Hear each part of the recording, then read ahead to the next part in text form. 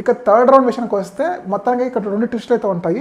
So ఇప్పటివరకు first round second రౌండ్లో ఏంటంటే ఇద్దరు ఆడతారు కదా, అలానే ఇంకొక ఆప్షన్ ఏంటంటే అక్కడ ఒకరినొకరు అడ్డుకోవచ్చు అనమాట, అంటే మూవ్ అవ్వకుండా వాళ్ళ టైర్లు మార్చకుండా.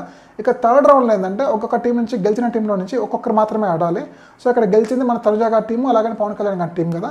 సో తనుజ గారి టీం నుంచి అయితే హరీష్ గారు వస్తారు, ఇక పవన్ కళ్యాణ్ టీం నుంచి అయితే పవన్ కళ్యాణ్ వస్తారు. ఇక్కడ ఇంకొక ట్విస్ట్ ఏంటంటే ఒకరు మాత్రమే ఆడతారని చెప్పా కదా, ఇంకో ట్విస్ట్ ఏంటంటే ఒకరిని ఇంకొకరు అపోజ్ చేసుకోకూడదు, అంటే అడ్డుకోకూడదు అనమాట. ఓన్లీ టైర్స్ మాత్రమే రోల్ చేసుకోవాలి, అవతల పక్కన అపోజిషన్ వాళ్ళని అయితే అసలు టచ్ కూడా చేయకూడదు. ఇదనమాట గేమ్ రూల్స్ అయితే.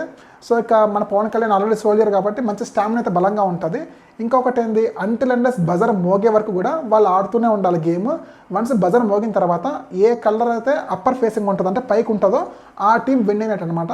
ఆల్రెడీ మన హరీష్ గారికి చాలా ఏజ్ అనమాట, ఆల్మోస్ట్ 43. సో ఆయన అయితే మంచి గట్టిగానే పోటీ ఇస్తారు, ఎక్కడ కూడా పాపం డౌన్ అయిపోకుండా, క్విట్ అవ్వకుండా. కానీ పవన్ కళ్యాణ్ కొంచెం స్టామినా ఎక్కువ కాబట్టి సో మొత్తానికైతే పవన్ కళ్యాణ్ టీం అయితే విన్ అవుతుంది. ఇక విన్ అయిన తర్వాత ఏం కార్డు ఎంచుకున్నారో నెక్స్ట్ వీడియోలో చూద్దాం.